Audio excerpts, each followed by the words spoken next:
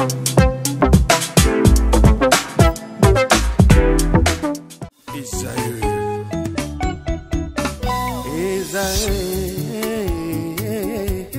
recherchez une école de référence pour une double formation universitaire et professionnelle de qualité? Voici l'opportunité à ne pas rater. L'École supérieure d'administration, d'économie, de journalisme et des métiers de l'audiovisuel ESAE vous offre des programmes d'enseignement en licence et en master orientés vers l'emploi qui font d'elle une référence à travers les filières de l'administration générale et territoriale, l'administration du travail et de la sécurité sociale, droit, diplomatie et relations internationales, administration hospitalière, universitaire et intendance, journalisme et métiers de l'audiovisuel et toutes les filières des sciences de gestion. Une seule adresse, www.esae.bj. Rendez-vous dès maintenant sur nos campus ESAE Bedjromende au numéro 90 93 65 21 ou au numéro 98 98 14 00. Paracourt sur le numéro 52 46 12 12. Aboumé-Calavi au numéro 52 88 44 44. Akpata au numéro 52 88 33 33. ESAE, l'excellence à un nom. Chers amis internautes, bonjour, bienvenue à ce rendez-vous média avec le professeur Théodore Olo, professeur de droit constitutionnel. Il a été plusieurs fois ministre en République du Bénin, il a été président de la Haute Cour de justice, il a été président de la Cour constitutionnelle. Avec lui ce matin, chers amis internautes, on va survoler l'actualité politique nationale, notamment les sujets qui animent les débats. On va également recueillir pour vous, chers amis internautes, son opinion, ses ressentis sur 35 ans après la conférence des forces vives de février 1990. Et l'on dira ce qu'il pense du régime politique actuel au Togo et également des résolutions des nouvelles assises au Burkina, au Niger, autant pour moi au Niger. Bien évidemment. Théodore Olo, bonjour. Monsieur, bonjour. Merci d'accepter de nous recevoir chez vous. C'est un plaisir. Alors, vous avez été membre du présidium de la conférence nationale de février 1990.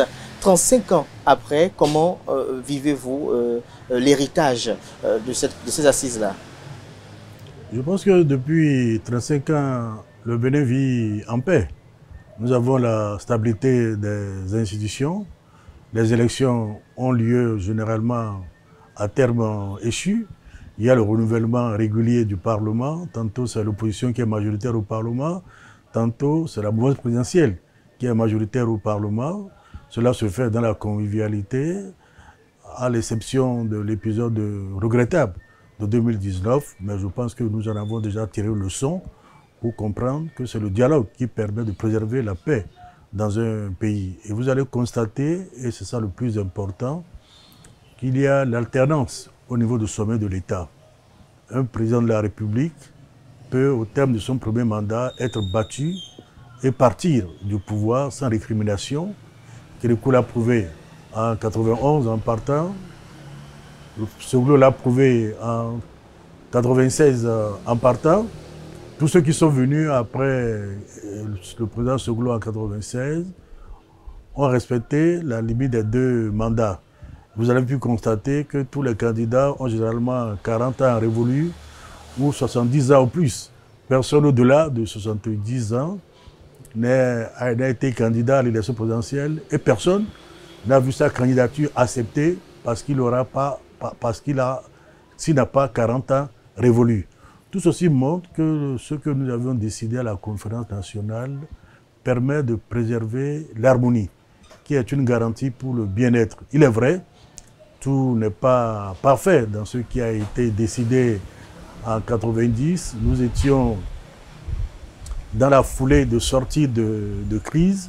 Il y a des aspects sur lesquels on aurait pu peut-être davantage insister si nous en avions eu le temps, mais ce n'était pas ça l'objet. L'objet, c'était de retrouver le bien-être. Et je crois que ce bien-être, nous l'avons retrouvé dans la paix, nous avons renoué avec la démocratie. Donc, je pense que le bilan est globalement positif. Ça ne veut pas dire qu'il n'y a pas eu des hauts et des bas. La vie est ainsi faite. Et je donne aussi l'exemple des États-Unis, qui ont commencé leur démocratie depuis 1787. Vous voyez qu'en 2020, Trump a perdu les élections et vous voyez les conditions dans lesquelles cela s'est passé. Il a envoyé ses militants à l'assaut du Congrès, le Capitole, qui est le siège, qui est le symbole de la démocratie aux États-Unis. Il y a eu des procès contre lui. Il a quand même été candidat à l'élection présidentielle. Malgré ces procès en cours, il a été élu, il est devenu président, la vie continue. Mais ça ne veut pas dire que tout ce qu'il fera va consolider la démocratie. Mais ce ne sera qu'une parenthèse dans la vie politique des États-Unis. Ce qui fait que nous aussi, nous pouvons avoir des faiblesses dans le fonctionnement de notre démocratie parce que nous n'avons pas encore la culture démocratique. On a prévu, par exemple, qu'il y ait le pluralisme politique. Quelle est la mission des partis politiques? Ce n'est pas simplement, de mon point de vue, l'animation. Est-ce que là, vous parlez des imperfections des assises de 90? Pardon? Est-ce que là, vous abordez déjà les imperfections des assises? J'aborde quelques aspects qu'on aurait pu aborder si on avait eu le temps. Oui. Rappelez-vous que notre conférence a duré à peine une dizaine de jours. Hein. Dans d'autres pays, ça a duré 1 mois, 2 mois, 3 mois ou 6 mois. Mais nous étions dans l'urgence. Donc je parle par exemple du rôle des partis politiques, le pluralisme politique. Mais un parti politique anime la vie politique. Un parti politique contribue à l'expression du suffrage. Mais le parti politique contribue à l'éducation des militants. Or, c'est cette éducation qui nous permet d'avoir la culture démocratique pour nous approprier les règles de fonctionnement d'une démocratie et d'un état de droit. Ce qui fait que dans nos partis politiques, nous n'avons pas des militants. Généralement, nous avons des ouvriers qui sont au service du chef du parti, qui financent les activités du parti, qui décident des choix du parti, qui décident de l'orientation du parti politique. Très peu paient leurs cotisations en tant que membres du parti. Militants. Ils pensent qu'ils sont au service du chef du parti qui doit pourvoir à tous les besoins. Et une fois que le chef du parti n'est plus aux affaires, il abandonne et vont avancer dans un autre parti qui est au pouvoir pour profiter des opportunités qu'offre le pouvoir. Donc cette culture démocratique est une des insuffisances sur laquelle je pense que nous pouvons revenir parce que ce qui a été décidé en 1995 n'est pas figé. Ça doit pouvoir s'améliorer en tenant compte des imperfections que nous observons. Et c'est la raison pour laquelle, généralement, quand un État adopte une constitution, il est toujours prévu la révision de la constitution pour corriger les imperfections que révèle le fonctionnement des institutions. Alors, Patrice Talon, à son avènement au pouvoir en 2016, l'une des réformes politiques majeures est la réforme du système partisan.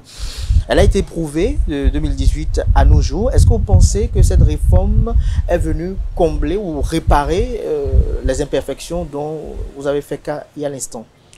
Je répondrai positivement à cette préoccupation quand le président Talon ne sera plus à la tête de l'État. Je le dis parce que le président Talon est arrivé dans les mêmes conditions que le président Soglo en 1991.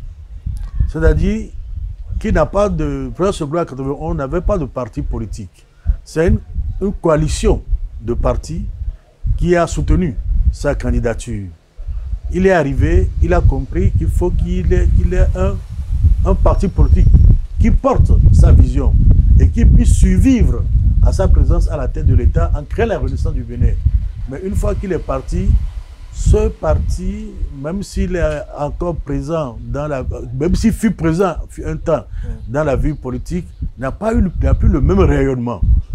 Ce parti désormais s'est fondu dans l'Union progressiste, le renouveau. Quand le président Kérékou est arrivé, il a été soutenu aussi en 1996 par une coalition du parti qui a donné naissance à l'Union pour le Bénin du futur.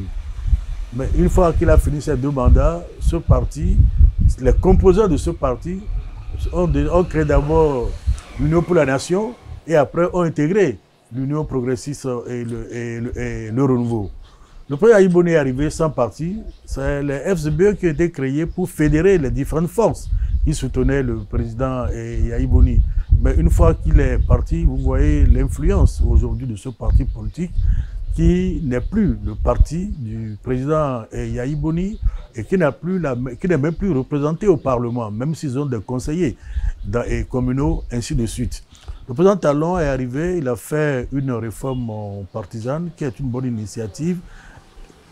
On répondra positivement à cette question de la réussite du projet lorsque ces partis survivront à son départ du pouvoir, pour montrer que le parti n'est pas attaché à la vision d'un homme, mais c'est l'homme qui met en œuvre la vision du parti. Et que même quand il n'est plus là, ce parti continue à travailler dans le sens de la vision qui a été faite. Si vous prenez le statut de l'opposition, par exemple, oui, il est précisé que l'opposition a le droit de critiquer les actions du gouvernement, mais en même temps doit faire des propositions alternatives pour montrer ce que elle, opposition, arrivée au pouvoir, voilà ce que nous ferions à la place de ce qui se fait actuellement. Votre opposition fait-elle cet exercice? C'est prévu dans le statut de l'opposition. Ce qui permet aux citoyens d'avoir plusieurs visions et faire un choix responsable au moment des élections. Donc il faut l'éducation, encadrer les militants et discipliner les élus pour éviter le phénomène de la transhumance. Dans certains pays, quand vous êtes élu par un parti, que vous allez au Parlement, que vous sortez de ce parti, c'était le cas au Gabon, c'était le cas au Rwanda, mais vous perdez votre mandat. Et on retourne devant les urnes. Ailleurs, c'est votre suppléant qui vous remplace parce que c'est des élections que nous faisons au scrutin. Quand nous élisons les députés, c'est un scrutin de liste. L'électeur ne fait pas confiance à un individu sur la liste. Généralement, c'est 5 candidats sur une liste, ou c'est 3 candidats selon la circonscription, ou c'est 2 candidats. Donc c'est un scrutin de liste, dont l'électeur fait confiance à un parti politique. Mais une fois que vous avez été élu, parce que vous êtes bénéficiaire de la confiance de ce parti, lorsque vous quittez ce parti politique, vous perdez la confiance également de ceux qui vous ont élu. Vous devez retourner devant les électeurs, et c'est pour cela que dans certains pays, lorsqu'il y a la transhumance, par exemple, vous perdez votre mandat, il y a de nouvelles élections.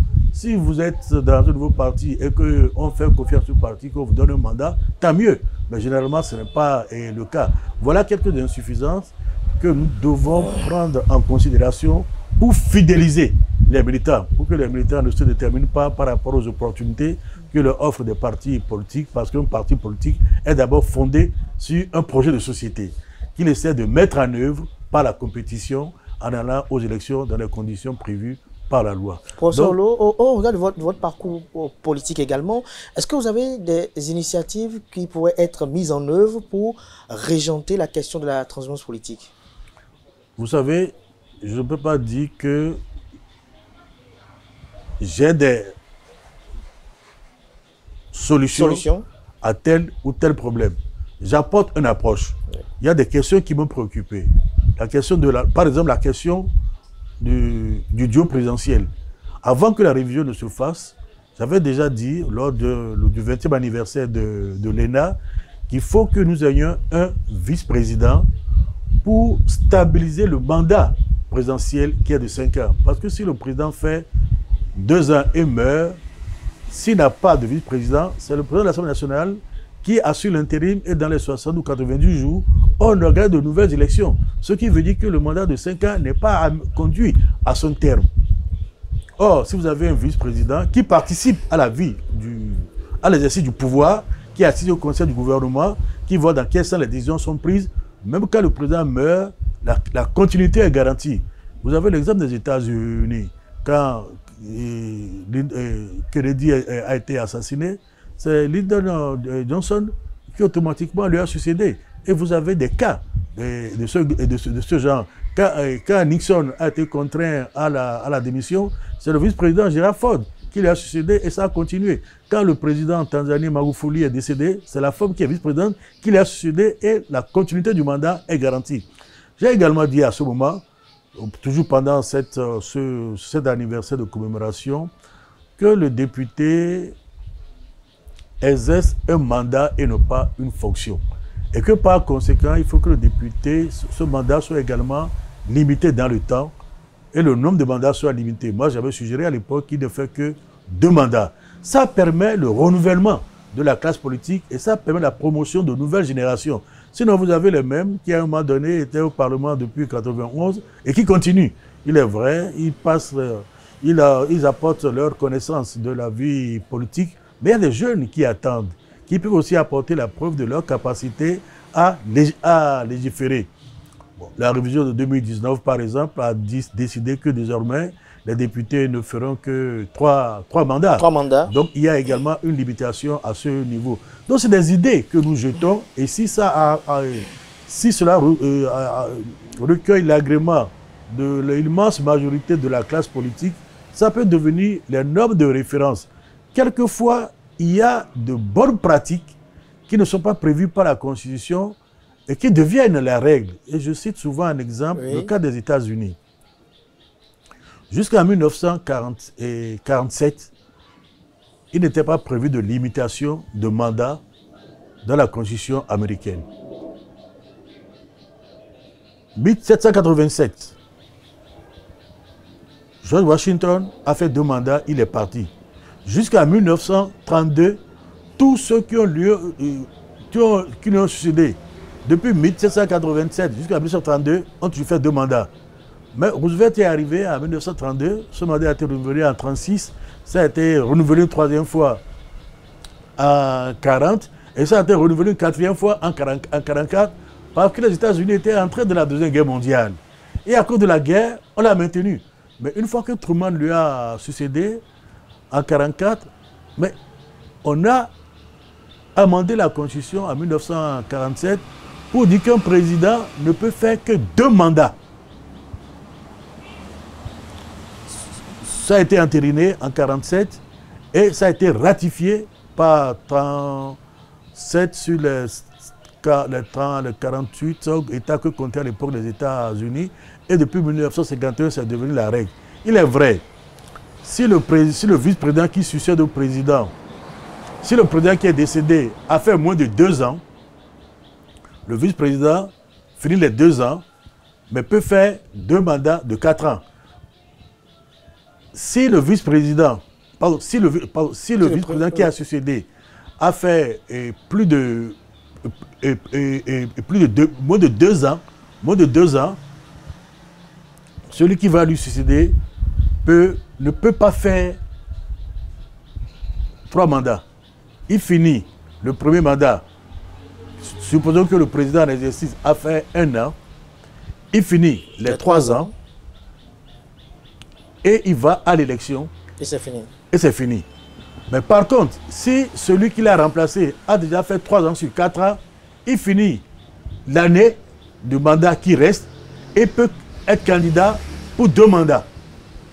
Ça, c'est la pratique qui a amené le constituant dérivé aux États-Unis à introduire cette réforme de la Constitution pour éviter la tentation de transformer nos républiques en monarchie, où on est président, où on est chef à vie, et quelquefois la fonction devient héréditaire, on meurt au pouvoir et c'est son fils qui vous succède.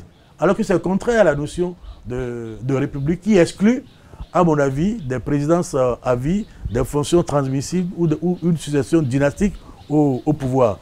Donc, on ne peut pas tout prévoir dans un texte, mais c'est le fonctionnement qui révèle les insuffisances et les faiblesses qu'il faut corriger. Voilà pourquoi il est prévu une révision. Et cette révision ne donne pas naissance à une nouvelle constitution. Cette révision ne donne pas naissance à une nouvelle constitution. On va y revenir tout à l'heure. Mais professeur Théodore Olo, dites-nous, le poste de vice-président que vous avez évoqué, qui a été institué en République du Bénin à l'issue de la révision constitutionnelle de 2019, est-ce que le poste en l'état ne mérite pas qu'on l'étoffe davantage? Est-ce que pour vous... Non, je dis qu'il y a une insuffisance par rapport... C'est une bonne initiative d'avoir pensé à un vice-président. Mais est-ce que c'est bon que la vice-présidence soit dans cette prérogative-là? C'est une insuffisance dans ma conception du poste de vice-président. Parce qu'il faut que le vice-président assiste au Conseil des ministres. Qu'il sache dans quel sens et les raisons pour lesquelles telles décisions ont été prises. C'est ça qui nous permet d'assurer la continuité lorsque le président ne sera plus là. Pour qu'il sache pourquoi on a pris telle décision, quel est l'objectif qu'on poursuit, et lui continue dans cette foulée. Parce qu'il finit le mandat commencé par celui qui était la tête du duo.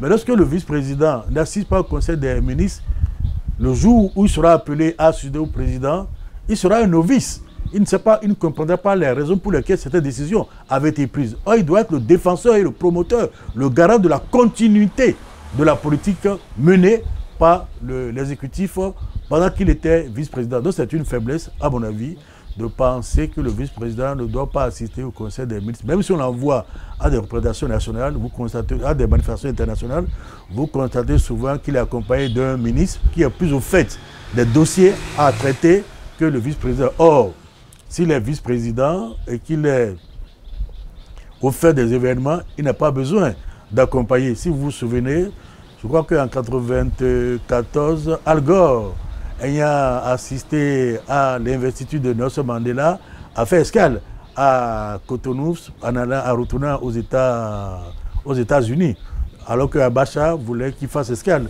au Nigeria. Al Gore n'était pas accompagné du secrétaire d'État. Donc c'est lui qui allait représenter l'État et connaissait les problèmes de l'État, il connaissait la politique de l'État par rapport à l'apartheid et par rapport à l'Afrique du Sud. C'est une faiblesse de notre poste de vice-président qui n'est pas dans la logique de garantir la stabilité et la continuité de la politique gouvernementale. Il faut corriger cela. Pardon? Il faut le corriger.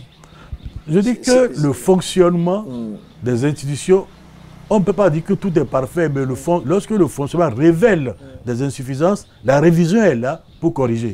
Donc ce n'est pas exclu qu'une révision permette d'améliorer ce qui se fait actuellement.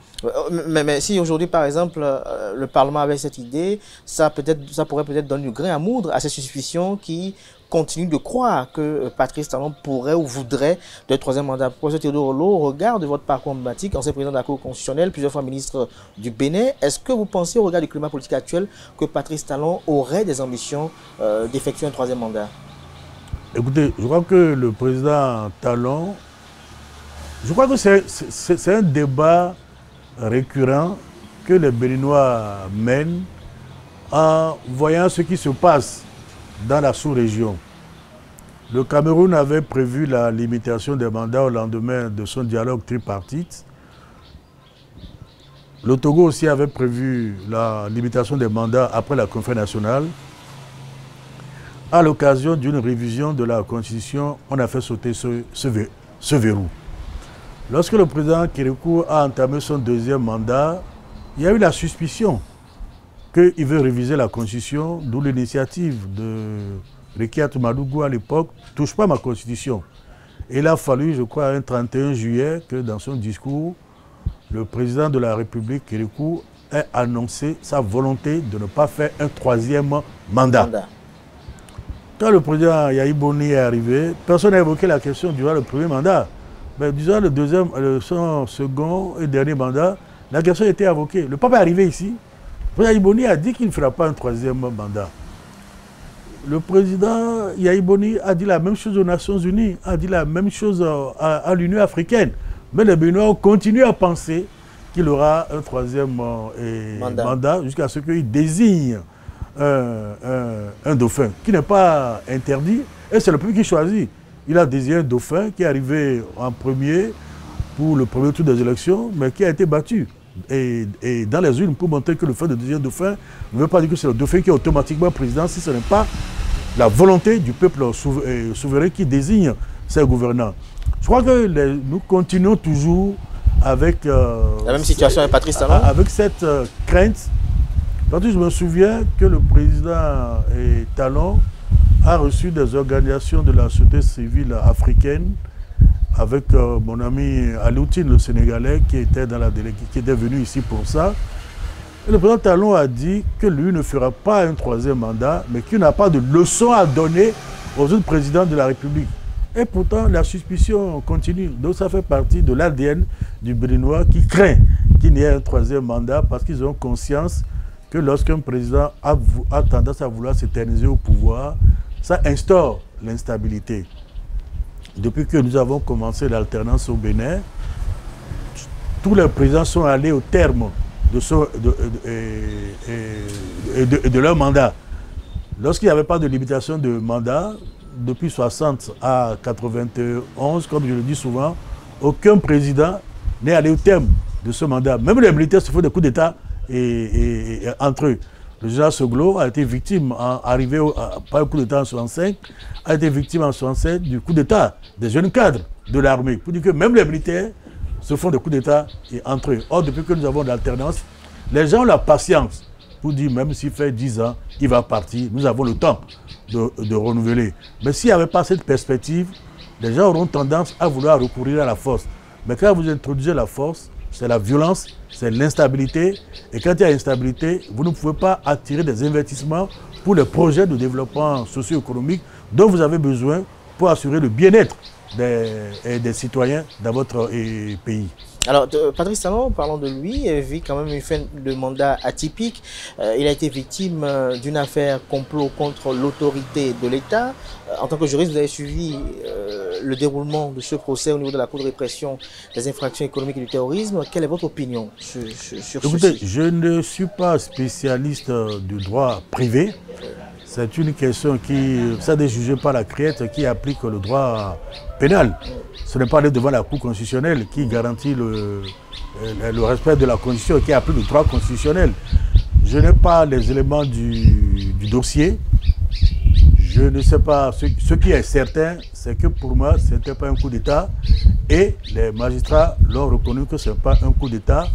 Parce que leur qualité n'autorise pas de dire qu'il y a un coup d'État. Parce que pour qu'il y ait un coup d'État, il faut que vous soyez détenteur d'une autorité qui vous permette d'user de cette autorité pour remettre en cause la Constitution. Les militaires, qui sont une autorité militaire, se servent de la force armée pour remettre en cause l'ordre constitutionnel. Un président de la République qui a la possibilité de modifier la Constitution fait un coup d'État constitutionnel en supprimant de la Constitution la limitation des mandats pour s'éterniser au pouvoir. Là, c'est un coup d'État.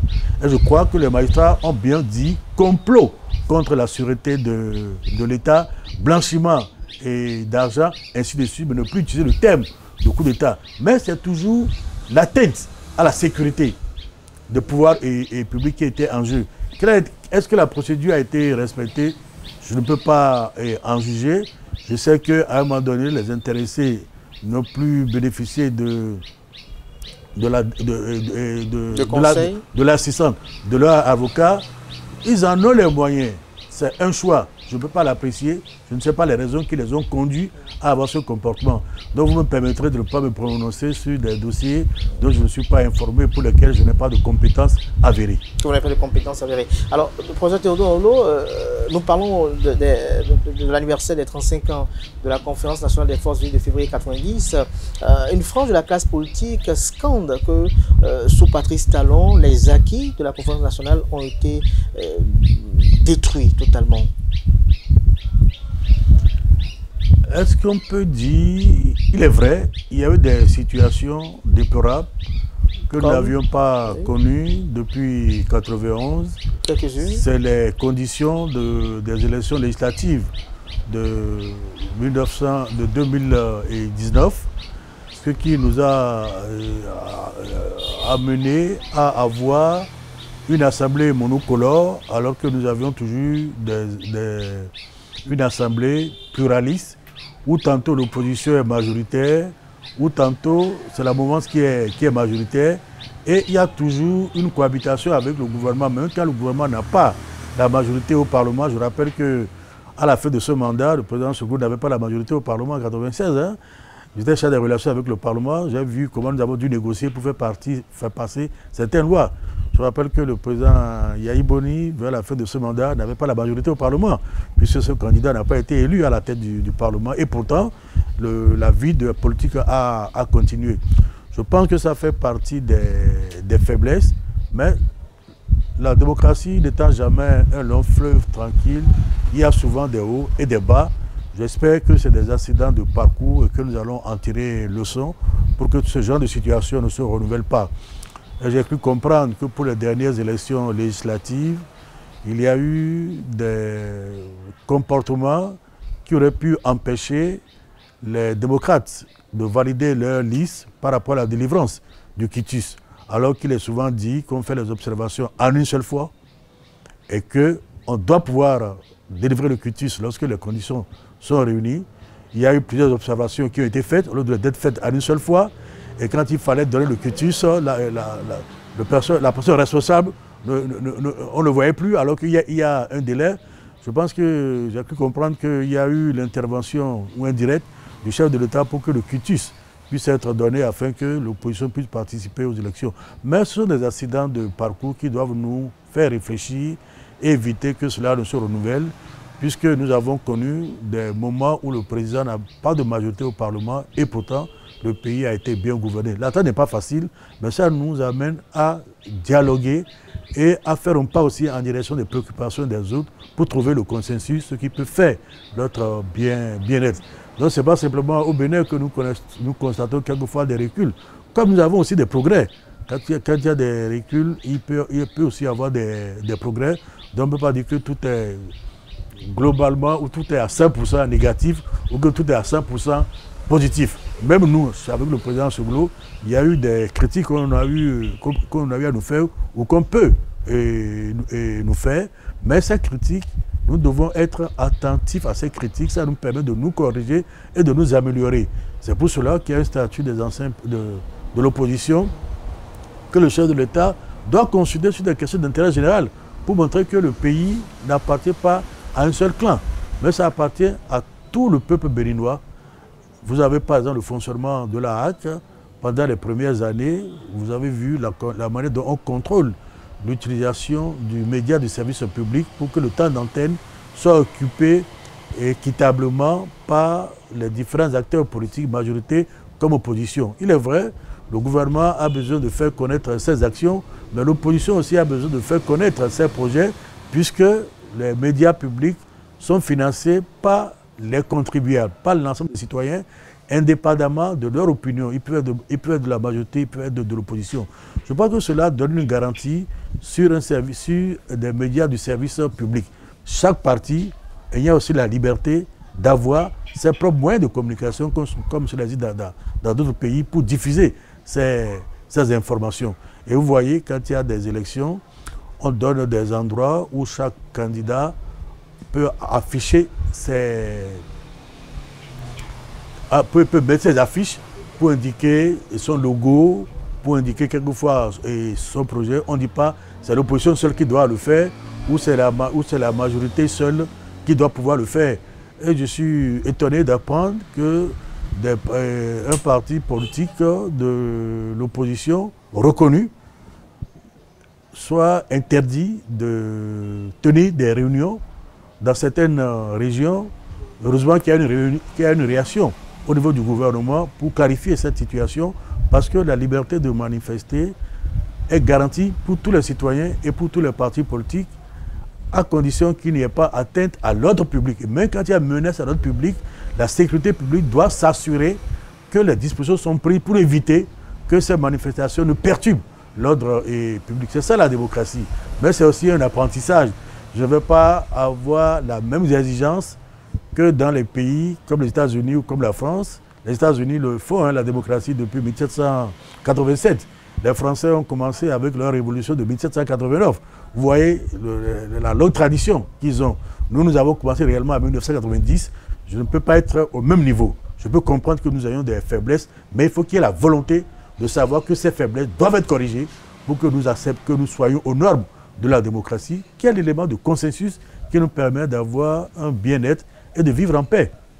Conséquent après la conférence nationale, Théodore Lo, dites-nous, qu'est-ce qui s'impose pour polir notre démocratie? Je crois que généralement dans certains pays, il y a des sondages d'opinion. Je ne peux pas dire que je peux indiquer les ressentis de chacun des Béninois. Quelquefois, on fait des sondages d'opinion dans certains pays pour savoir quelle est leur vision de l'avenir du pays. Que pensent-ils du fonctionnement des institutions?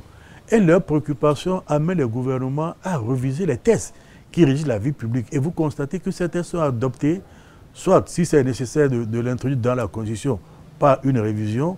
Et ça permet d'avoir le consensus parce qu'au moins, on a eu des sondages d'opinion pour voir les grandes tendances. Les améliorations qu'on peut introduire dépendent de l'évolution et des besoins ressentis par la population. Par exemple, nous avons vu la faiblesse du pluralisme intégral. Nous sommes en train d'aller vers une réduction drastique du nombre des partis politiques. Il est vrai, il y a un élément qui me gêne, Lequel? La Constitution a prévu, par exemple, l'égalité de l'homme et de la femme. Dans la Constitution révisée, je crois, il est prévu un quota.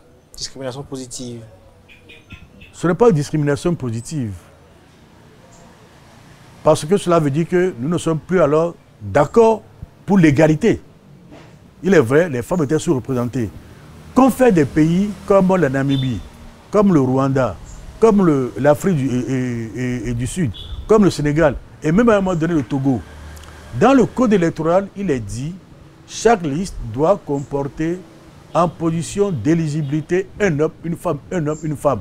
Si c'est 5 députés qu'on doit aller dans une circonscription, la liste de chaque parti doit comporter un homme, tête de liste, suivi d'une femme, ou une femme tête de liste suivie d'un homme.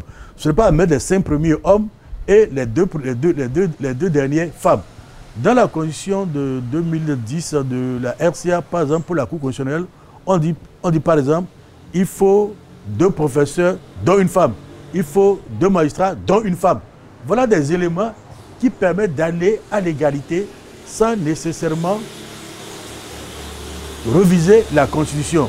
Vous savez que du temps de Mme Ouansou, dans le code électoral, il avait été prévu le quota et la Cour avait déclaré que cela était contraire à la Constitution, qui ne parle pas de quota, mais d'égalité de l'homme et de la femme. On peut mettre cela par d'autres situations que par la révision de la Constitution en y introduisant un quota qui remet en cause l'égalité.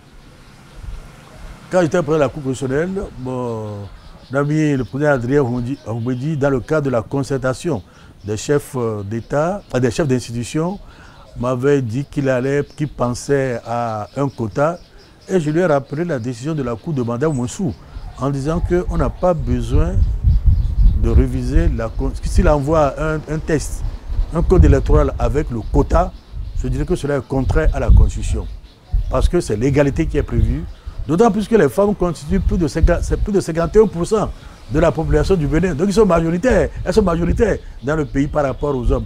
On va leur faire un quota. Sur 109 députés, on prévoit 20. Et encore, on dit c'est pour les femmes, mais pour ne pas gêner les hommes, on crée 20 postes de députés pour que les hommes qui sont habitués à avoir les 89 postes aient toujours ces 89 postes. Du temps de Yahi Boni, on a voulu introduire dans le code électoral la parité. Ce sont des députés, dont Borami à l'époque, Badamassi, qui nous disait qu'ils sont contre. Effectivement, cela n'a pas prospéré au Parlement.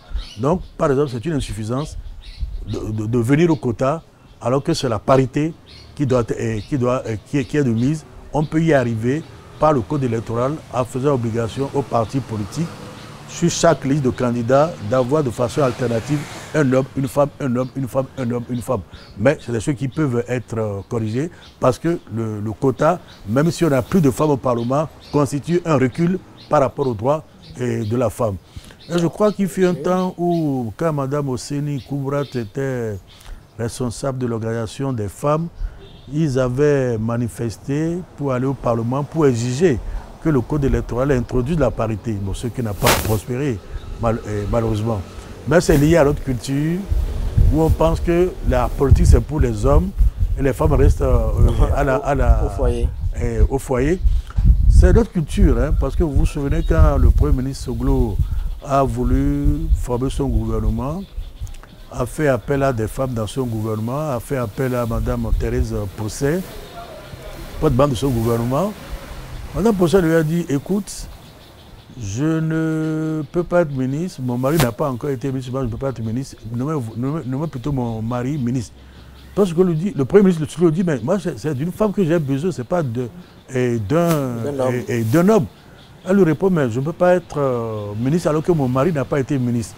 Madame Bédo, je crois quand elle était candidate à l'élection présidentielle de 2001, dans son propre quartier, des femmes disaient comment est-ce qu'une femme qui n'a pas su garder son mari peut diriger un pays. Une femme qui dit ça. Alors qu'on n'a jamais reproché à des hommes célibataires ou divorcés d'être candidats à l'élection présidentielle. Ce qui veut dire que notre culture ne nous permet pas de croire la capacité de la femme à assumer les mêmes fonctions que les hommes. D'où l'utilité de l'éducation. à la citoyenneté. Et c'est à l'école déjà qu'il faut apprendre que l'homme et la femme sont égaux en droit et sont capables d'assumer les mêmes fonctions. Vous avez des grands pays comme la Grande-Bretagne qui a eu un Premier ministre, Mme Thatcher, qui a donné satisfaction. Vous avez eu les Pays-Bas et Mme Angel qui a été Premier ministre pendant pratiquement 16 ans, si mes souvenirs, et de l'Allemagne, et ça a prospéré. Vous voyez les États-Unis, Hillary Clinton n'a pas pu être élu président, même si en suffrage populaire, elle avait dépassé Trump. Et Kamala Harris n'a pas pu être élu et président. La France a eu son premier ministre la première fois avec Mitterrand et Edith Cresson, qui n'a pas fait un an. Au bout de 9 mois, elle a été chassée du pouvoir. Il est vrai, Elisabeth Borne est devenue aussi Premier ministre, alors que les États-Unis, la Grande-Bretagne a eu des premiers ministres qui ont fait plusieurs années au pouvoir et qui ont donné satisfaction. Donc c'est une question de culture. Ça va arriver, donc je ne désespère pas, nous ne pouvons pas être au même niveau, mais nous devons comprendre que nous devons viser cet objectif-là.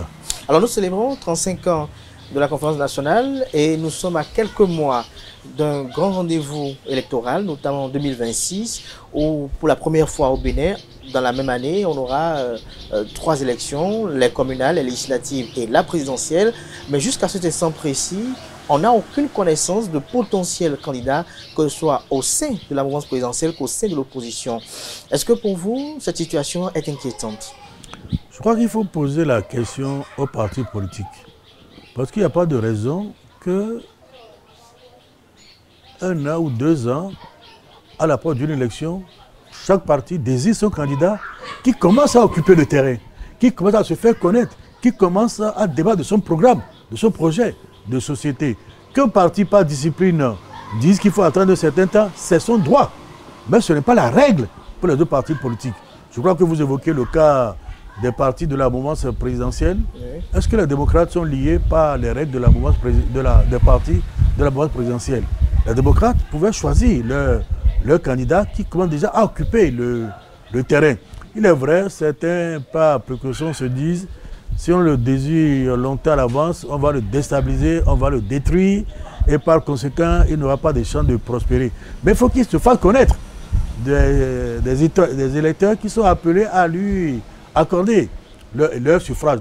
Donc je pense qu'il est bon que le candidat soit connu longtemps à l'avance, qu'il occupe le terrain, qu'on puisse l'apprécier et ne pas attendre le dernier moment pour nous sortir quelqu'un du chapeau en disant voilà l'homme qu'il faut, sans que les électeurs aient le temps réellement de le découvrir et sans que lui-même ait eu la possibilité de se faire mieux connaître des électeurs et peut-être de corriger les insuffisances qu'on lui reprocherait ou alors apporter des clarifications par rapport à des informations erronées qui circuleraient sur sa personne. Mais là aussi, ça participe de l'apprentissage.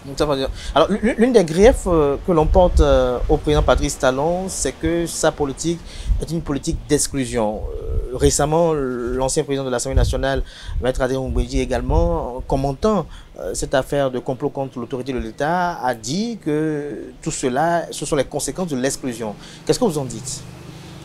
Écoutez, chacun est libre de ses opinions. Le président Adrien Mbouedji, que je respecte et que j'apprécie beaucoup, compte tenu de la qualité de nos relations, compte tenu de ce qu'il a vécu, peut faire ses réflexions. Nous n'avons pas vécu les mêmes situations. Moi, depuis que j'ai quitté la Cour constitutionnelle, je ne me mêle plus de vie politique.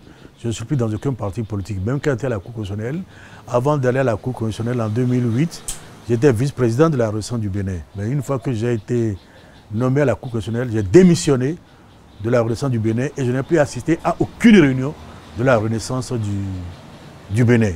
Et par conséquent, c'est son vécu qui l'a amené à faire ses commentaires. Je n'ai pas le même vécu, je ne peux pas apprécier son commentaire. Je crois que la conférence nationale a montré que l'exclusion ne facilite pas l'enracinement de la démocratie. Est-ce qu'il y a l'exclusion sous Patrice Talon? À chacun d'apprécier par rapport aux actes.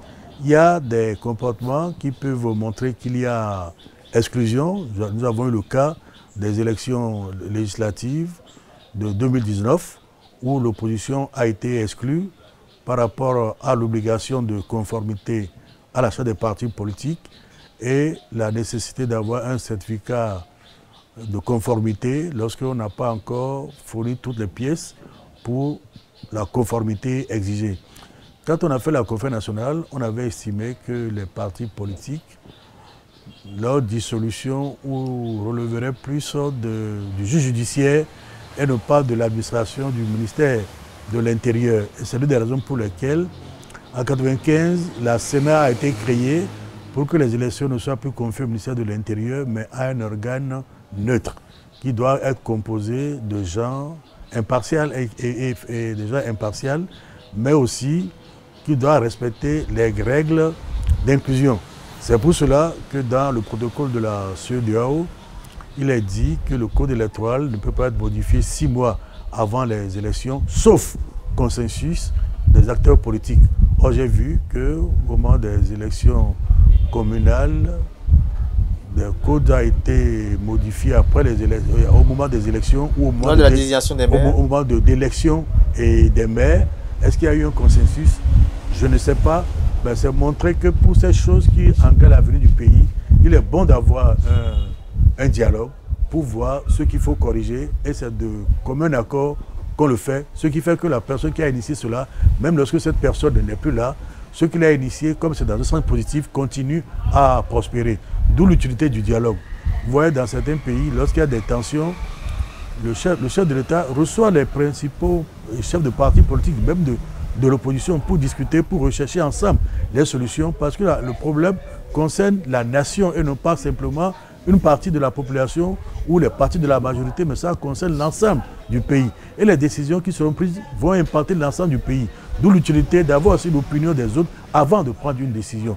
Donc il se peut qu'il y ait des pratiques et d'inclusion. Il y a des actes qui peuvent aller dans ce sens. Lorsqu'on demande que pour le code électoral, on demande que pour les élections, les partis politiques, avant d'avoir des élus, aient 10% d'achat de circonscription, c'est un gage de représentativité.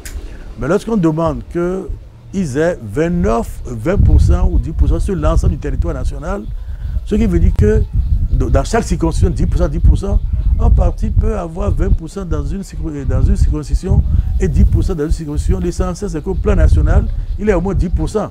Mais le parti d'avoir le même niveau de représentation dans chaque circonscription. Peut-être qu'avec le développement de la vie partisane, on pourrait franchir une nouvelle étape. Mais notre culture ne nous permet pas d'avoir aujourd'hui cette exigence. Vous avez des partis qui sont influents dans certaines régions et qui ne sont pas du tout présents dans d'autres régions. Il est vrai, il y a des alliances de gouvernement pour assurer cette représentativité dans les différentes circonscriptions. Mais l'avoir pour chaque circonscription, à mon avis, c'est prématuré, ça peut être l'objectif. Et les gens doivent se préparer à aller dans cet objectif en conséquence.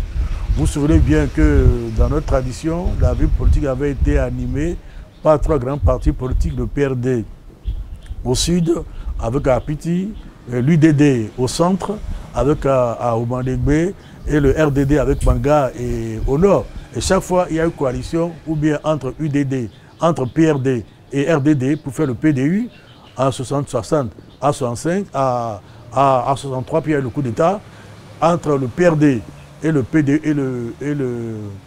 et l'UDD, pour faire le PDD en 64, de coalition, pour montrer que aucun ne peut dominer la vie politique. Il faut qu'il y ait une coalition. Il faut éviter l'exclusion.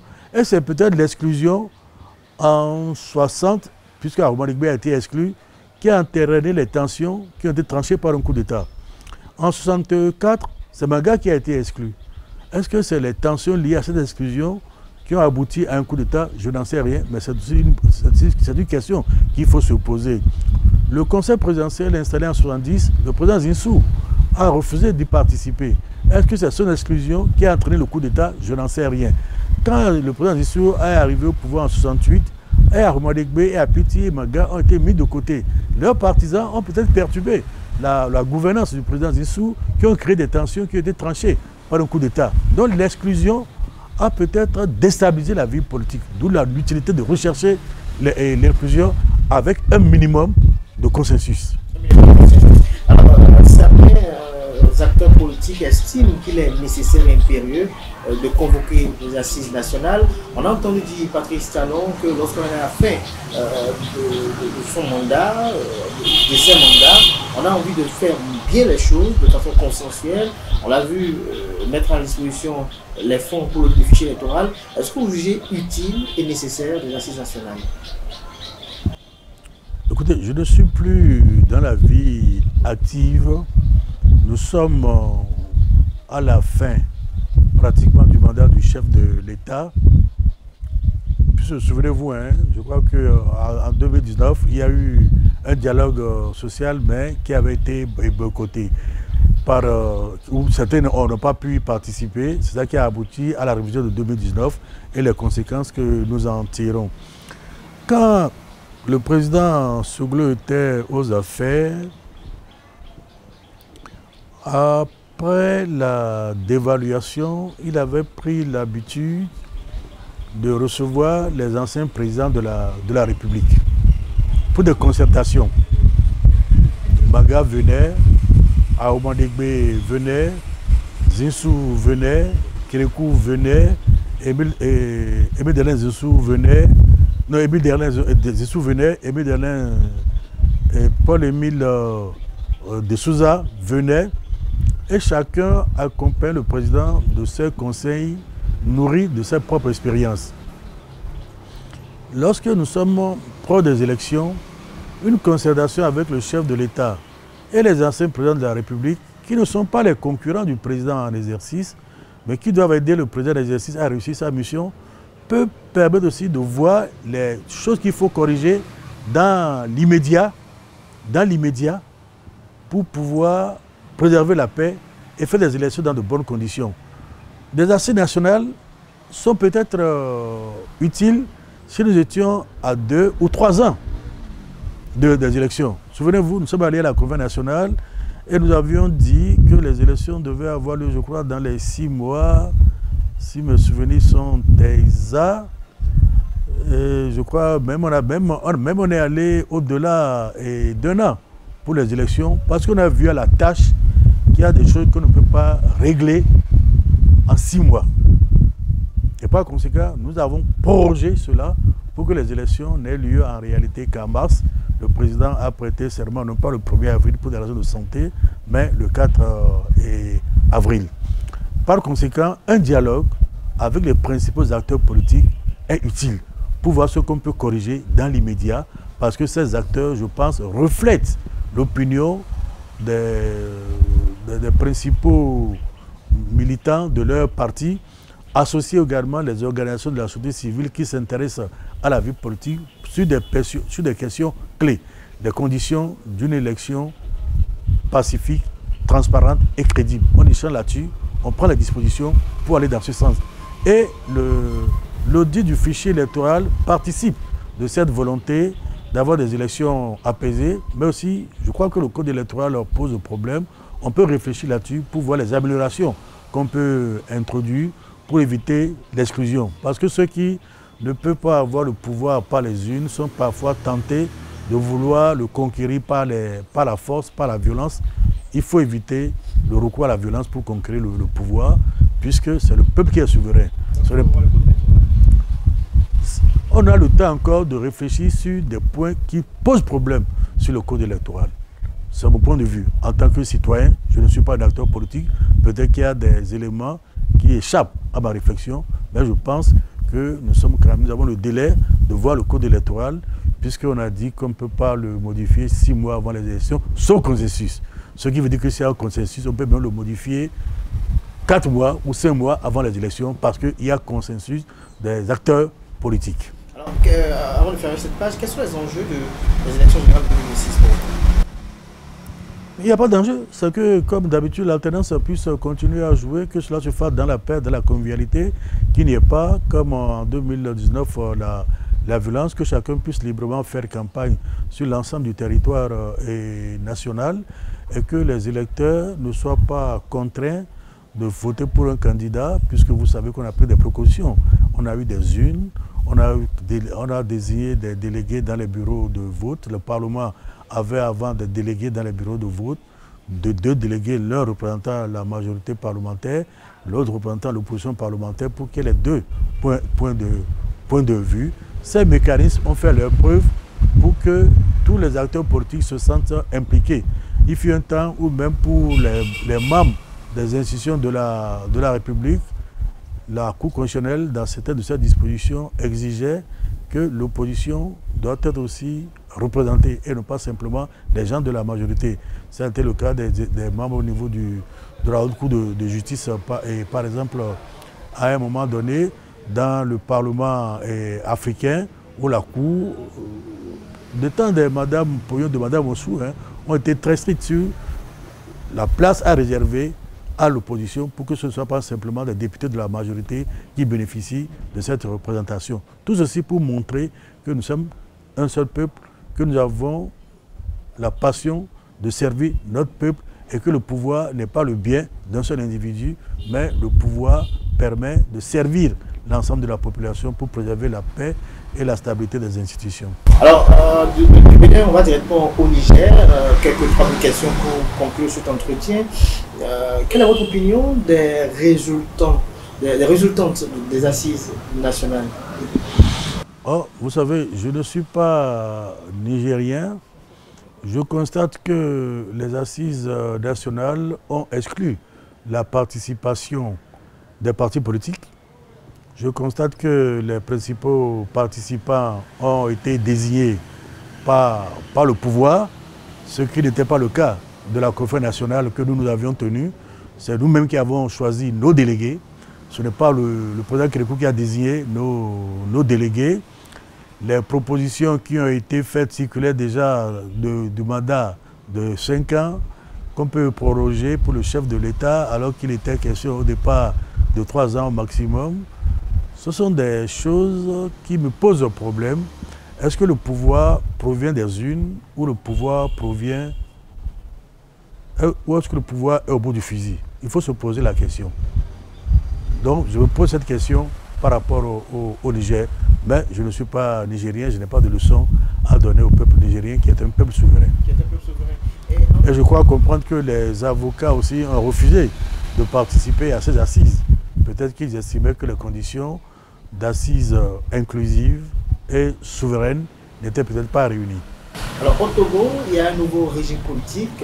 Qu'est-ce que vous pensez de sa forme? Écoutez, le Togo est libre de choisir son régime politique. Je regrette simplement le fait que l'opposition dit n'avoir pas eu les conditions d'une élection crédible. Mais le Togo est libre de choisir son régime si c'est l'expression de la volonté du peuple souverain et togolais. Donc je n'ai pas dit c'est telle forme de régime qu'il faut avoir, comme aucun pays ne peut dire voilà le type de régime que le Bénin doit avoir. C'est les Béninois qui sont concernés qui doivent choisir la forme de leur régime. Nous avons fait l'expérience. Lorsque nous avons un président de la République et un premier ministre ou un chef du gouvernement, il y a des tensions. Le Sénégal l'a connu en 1962, tension entre Senghor, ils sont des amis, ils appartiennent au même parti politique, président de la République, et Mamadou Dia, président du Conseil, ça veut dire Premier ministre. Nous l'avons connu aussi en 1964, Apiti, président de la République, Aouma Degbe, président du Conseil, c'est-à-dire chef du gouvernement. Ils appartenaient au même parti politique, le Parti démocratique d'Aoumé Wologede.